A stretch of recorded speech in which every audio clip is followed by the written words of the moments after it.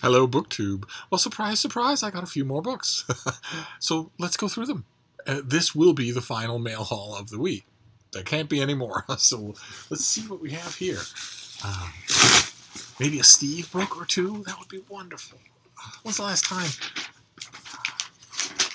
Okay. This is Nisha Kapoor. This is Deport, Deprive, and Extradite. 21st Century State Extremism. The author reveals the harrowing extent of British state violence on countless people, Muslim refugees, immigrants, and people of color. Kapoor illustrates how, under the banner of security, these groups are racialized, criminalized, and dehumanized.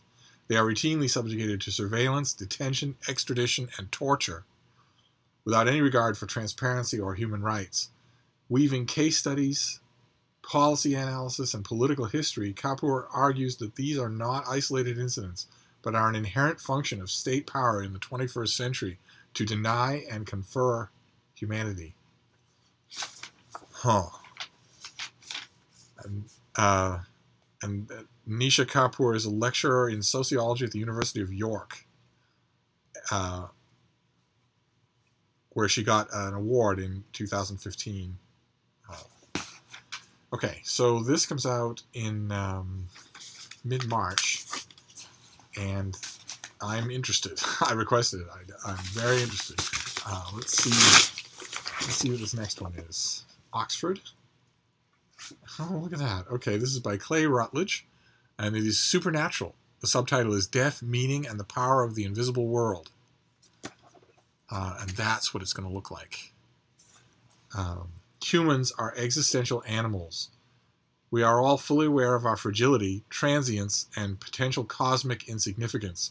Our ability to ponder the big questions about death and meaning, and the anxiety that these questions can provoke, have motivated us to be a species not only concerned about survival, but about our own significance.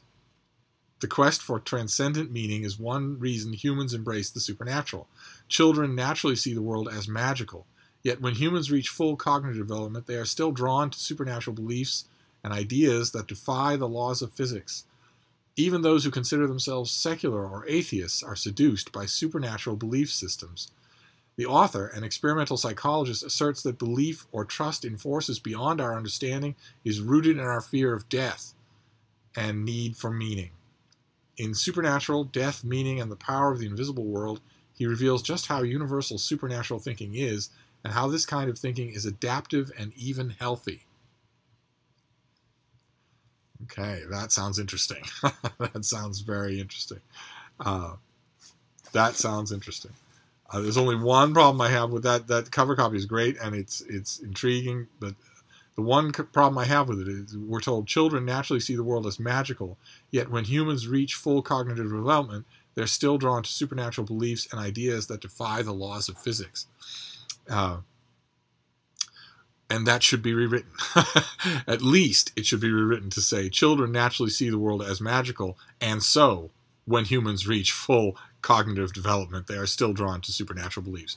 The two aren't separate. The reason most adult humans believe in the supernatural is because they were taught to believe it as children. And the only other quibble I'd have with it is that children believe the world is magical until you explain how it isn't. And then they're perfectly happy to abandon their magical thinking. The only reason that people don't realize it about children is because most societies are religious and don't teach their children to abandon the magical thinking. If a 5-year-old, or not maybe a 5-year-old, but a 7 or 8-year-old, my favorite age for kids, the age when they're really curious about everything, but they're also, you can talk to them as people. And I can't stand adults who don't. I can't stand adults who are still condescending to 8-year-olds. It just drives me nuts. And it drives 8-year-olds nuts too. They don't know why it's driving them nuts. And that they don't understand why they're irritated by it. And it causes all sorts of problems because they have to do something with their irritation. They can't just bottle it up. But they don't have the word, they don't have the understanding to say to their parent, could you please not talk to me that way? So they act up in other ways.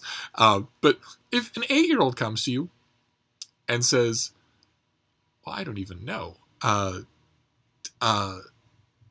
well, to use, let's use an example from a famous example from a grown adult with less intellectual capability than an 8-year-old, who once famously asked on his now defunct show, the tide comes in, tide goes out. You don't know what causes it. if an 8-year-old comes to you and says the tide goes in, the tide comes out, what causes it? And you explain it to them, then if they come to you saying, I think a magical being does this, and you say, no, here's what does this, and here's why it isn't a magical being, here's why it obviously isn't a magical being, they'll love it. They'll eat it up. They'll be glad to know the reason. So the idea that they're inherently religious is what this is really saying. It seems like a bit of a straw man. But this seems like a serious book, so I can't wait to get to it. It comes out in July, though, so paradoxically, I will wait to get to it. But let's see. Let's move on here. What's this next one? Oh, good. I requested this. I love these kinds of books. I think a lot of them are Chicken Little. A lot of them are very alarmist, and unhelpfully so. But I requested this anyway on the chance that it isn't. This is an April book by Byron Reese called The Fourth Age. And the subtitle is Smart Robots, Conscious Computers, and the Future of Humanity. In The Fourth Age, Byron Reese suggests that technology has reshaped humanity just 3 times in history. I wonder if I can do this. Can I hold that up and read this? 100,000 years ago, we harnessed fire, which led to language. 10,000 years ago, we developed agriculture, which led to cities and warfare. 5,000 years ago, we invented the wheel and writing, which led to the nation state. We are now on the doorstep of a 4th change brought about by 2 technologies, AI and robotics. The 4th Age provides extraordinary background information on how we got to this point and how, rather than what, we should think about the topics we'll soon be facing: machine consciousness, automation, employment, creative computers, radical life extension, artificial life, AE ethics, and the future of warfare. By asking questions like, are you a machine and could a computer feel anything, Reese leads the reader through a discussion along the cutting edge of robotics and AI. Wow. Okay. I might quibble a little with the summary here that says that the 4th Age will be AI and robotics. I think that's a little too far ahead. We have seen a 4th Age. And the 4th Age comes when almost everybody in the world can instantly communicate with each other and see each other. The internet is the 4th Age. Nothing like it had ever existed before, and it's changing everything. And it's changing things in lots of ways. And the robotics and AI wouldn't be conceivable even as an idea, much less a reality, if it weren't for the internet. But either way, I love these kinds of speculations on the doorstep of new ages of technology. Everybody's suddenly realized that it's the 21st century. We're well into the 21st century. The world is changing. Everything is changing. And that makes things so fascinating. So writers like this, Byron Reese. Who is Byron Reese when he's at home? He's the CEO and publisher of a technology research company, Gigacom. No, Gigawam. It's not Gigacom. It's Gigaom. Gigawam. Shall I marry Cocoam? Is all my dreaming at an end? Or till you still wait for me, dream giver, just beyond the river bend? I don't think Gigacom is that. He has spent the better part of his life exploring the interplay of technology with human history. And he's written other books. So he lives in Austin, Texas. So this will be fascinating. And it comes out, I think I said, this comes out in April. And what have we got here? How will technology change the future? Couldn't have done this 10 years ago. Couldn't have had a BookTube channel 10 years ago. Talked to all of you. Okay, so next one looks like our very first made-up story. This comes out tomorrow. It comes out very soon. It's called The Second Winter by Craig Larson.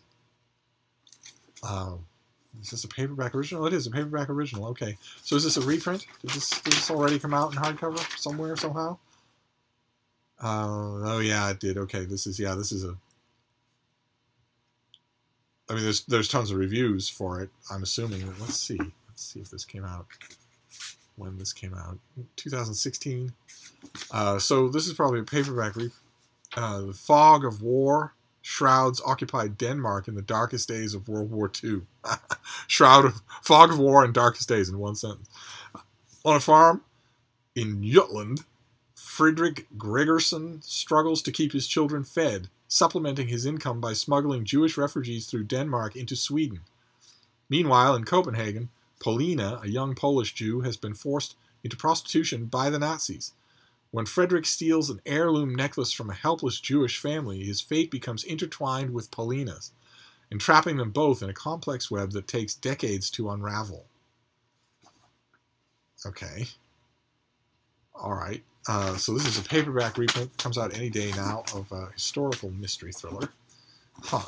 All right. That I don't recall it originally. I have to check my records and see. I don't think I ever got it. All right, let's see what this next one is. We're whittling. Oh, good. Fantastic. All right, this is from Johns Hopkins Press. And this comes out, I think, in late January. Yeah, it comes out in late January. This is by Louis Galambos, and it is Eisenhower, Becoming the Leader of the Free World. A thin new book about Eisenhower. Fantastic. In this engaging, fast-paced biography, the author follows the career of Dwight Eisenhower, offering new insight into this singular man who guided America toward consensus at home and peaceful victory in the Cold War. The Galambos is the longtime editor of the Eisenhower Papers, and he may know more about this president than anyone alive. In this compelling book, he explores the shifts in Eisenhower's identity and reputation over his lifetime, and explains how he developed his distinctive leadership skills. Okay. All right. Well, as I've said on this channel, despite the fact that we've seen a bunch now, I don't think that 2018 is going to equal 2017 for the glut of presidential biographies. We'll have to see. I don't believe that it will, but this one interests me because it doesn't look. A lot of times with presidential biographies, you get the sense that they're a little bit bloated and that they're aimed squarely at the Father's Day, Memorial Day, gift table at your local Barnes & Noble. This seems more like a monograph. It seems more like more of a scholarly study. I could be wrong about that, but I don't. It gives me the impression of not so much caring to be a big, friendly, universal movie adaptation biography as it does a study, and studies are good. Studies appeal. And then this is it. This is our last book of the week. This huge thing from Pegasus. In fact, it's so big it's probably not just one book. I'd be amazed if it was. Oh no, it is one book. Good Lord, what could possibly be this big? Oh.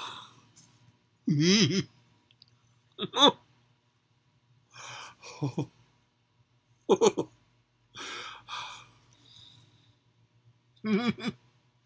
It's a big, beautiful, deck-edged hardcover of the Three Musketeers in the new Lawrence Ellsworth translation. Oh, with illustrations, and you can't tell on camera, but it's got a really nice loose binding. It's a very generous floppy binding. Big, beautiful hardcover from Pegasus. Oh, wonderful. Oh, fantastic. Oh. Okay. And the back has blurbs for Ellsworth's last Dumas translation for Pegasus, which was The Red Sphinx. It starts off with a blurb from Michael Dirda in the Washington Post, and then one from yours truly in the Christian Science Monitor. Great. Fantastic. Okay, well, you can't end a book haul any better than that. This is The Three Musketeers in the hardcover edition that I will keep for the rest of my life.